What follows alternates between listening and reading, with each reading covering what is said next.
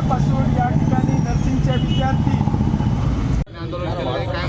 आज छत्रपती संभाजीनगर येथे जी मराठवाड्याची राजधानी आहे, क्रांतीभूमी म्हणून जे शहर ओळखलं जातं, तिथं आज नर्सिंगचे विद्यार्थी जिल्हाधिकारी कार्यालयासमोर एकत्रितपणे आलेले आहेत।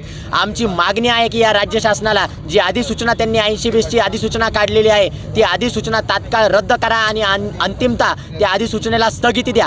कारण की आपण एकीकडे बघतो, भारत देश हा संविधानाचा देश आहे। या देशामध्ये स्त्री पुरुष समानता असली पाहिजे आणि या स्त्री पुरुष समानता असताना महाराष्ट्र सरकार या ठिकाणी 80% महिला आणि 20% पुरुषांना अशा स्वरूपात त्या ठिकाणी DMER सरळ सेवा भरतीचे जागा काढतंय। या सरकारला आमचा इशारा आहे आमचा की जो विद्यार्थी शिक्षणाच्या वयामध्ये म्हणजे पढाईच्या वेळेस त्याला लढाई करावी लागते, अत्यंत निंदनीय बाब आहे। याचा आम्ही निषेध करतो आणि शासनाला आमचा इशारा आहे। आज छत्रपती संभाजीनगरमधून या धरणे आंदोलनाला सुरुवात झालेली आहे आणि आज आम्ही इथं कटोरा घेऊन बसलेलो आहोत। यामध्ये विद्यार्थी पैसे जमा करतायत आणि हे पैसे आम्ही या शासनाला भेट देणार आहोत, कारण की त्यांनी आमच्या ॲडमिशन करता वेळेस नर्सिंगच्या विद्यार्थ्यांची ॲडमिशन करताना त्या ठिकाणी पैसे लुटले, परंतु नोकरी देताना शासनाची देण्याची दानत राहिलेली नाही, नैतिकता या शासनामध्ये राहिलेली नाही। याचा निषेध आम्ही करतोय आणि येणाऱ्या काळामध्ये जर शासनाने ही अधिसूचना रद्द केली नाही तर आम्ही त्या ठिकाणी मंत्रालयासमोर येऊ, त्या ठिकाणी मुख्यमंत्री, उपमुख्यमंत्री, वैद्यकीय शिक्षण मंत्री यांना जाब विचारू आणि अधिसूचना रद्द करण्यासाठी त्यांना भाग पाडू।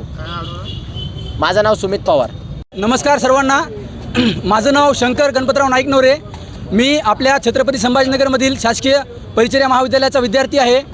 मित्रांनो, 10 जूनला जे काही महाराष्ट्र सरकारनं DMERच्या संदर्भामध्ये जी काही एक अधिसूचना काढली, त्या अधिसूचनेमध्ये असं सांगण्यात आलेलं आहे की आता DMERच्या भरतीमध्ये 80% ह्या जागा ह्या फिमेलला रिझर्व करण्यात येतील आणि 20% जागा फक्त मुलांना त्या ठिकाणी देण्यात येतील।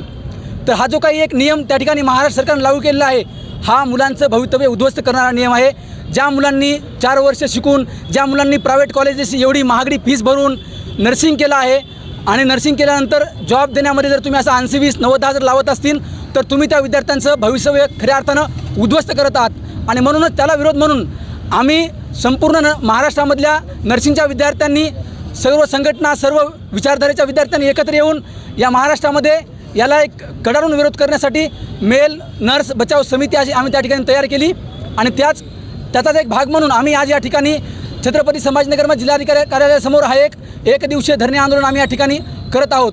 हा जो काही नियम आहे, हा नियम खूपच म्हणजे एक अन्यायकारी नियम आहे नर्सिंगच्या विद्यार्थ्यांवर, कारण त्या 20% पुन्हा कॅटेगरी वाईज डिव्हिजन आणि पुन्हा त्याच्यामध्ये सगळ्या गोष्टी येऊन मुलांना फारच कमी जागा उरत आहेत। अशा प्रकारचा जो नियम आहे हा बाकीच्या कुठल्याच प्रोफेशनमध्ये नाही। तुम्ही जर आज पाहिलं असेल तर प्रत्येक हॉस्पिटलमध्ये मेल वार्ड असतात, फिमेल वार्ड असतात। फिमेल वार्डमध्ये सुद्धा मेल स्टाफ असतो आणि मेल वार्डमध्ये सुद्धा हा मोठ्या प्रमाणामध्ये फिमेल स्टाफ हा असतोच। गायनॅकसारखे वार्ड असतील, काही जे काही फिमेलमधले स्पेशालिस्ट वार्ड असतील, त्या वार्डमध्ये सुद्धा मेल स्टाफ असतो। किंवा डॉक्टरांना तसं काही नियम लावला नाही। डॉक्टर काय फिमेल वार्डमध्ये डॉक्टर नसतात का? तर डॉक्टरांना लावला नाही। त्या वार्डमध्ये, फिमेलच्या वार्डमध्ये जे काही क्लास 4 वर्कर असतात ते सुद्धा मेल असतात। मग त्यांना पण हा नियम लावा ना, डॉक्टरांना पण 80-20चा नियम लावा। परंतु या फक्त नर्सिंगलाच लावलेला आहे। हा खूप अन्यायकारी नियम आहे। आम्ही याचा कडाडून विरोध करतो आणि महाराष्ट्र शासन याला तात्काळ त्याला एक तर स्थगिती द्या आणि नंतर याला रद्द करा अशी आम्ही या ठिकाणी मागणी करतो। रद्द करा।